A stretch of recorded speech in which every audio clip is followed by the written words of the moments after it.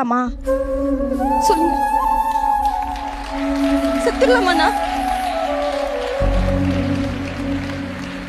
அவன் கூட போயிட்டு இல்லைன்னா ஒண்ணு பண்ணலாம், நம்ம கண்ணு முன்னாடியே ஒருத்தி கூட இருந்து பாத்துக்கிட்டு இருந்துடலாம். இல்ல அவங்க அப்பா அம்மா நாத்தனார் நங்கையார் எல்லாம் பண்ற எல்லாத்தையும் நம்ம பார்த்துட்டு அமைதியா இருந்துடலாம். ஒண்ணு நடப்பணமா இருக்கணும், இல்ல செத்துடணும். என்ன பண்ணலாம்? வெளியே வந்து தானே ஆகணும். இங்க நான் உங்க முன்னாடி வந்து நிக்கிறேன்னா நான் அந்த சுச்சுவேஷன்ல இருந்து வந்திருக்கேன்.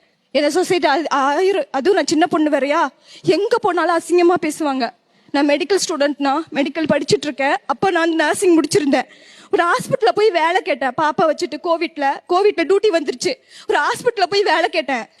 நான் உண்மையை சொல்லி வேலை கேட்டேன். எல்லாரும் மாதிரி ஹஸ்பண்ட் ஊருக்கு போயிருக்காங்கன்னு சொல்லல, உண்மையை சொல்லி வேலை கேட்டேன்.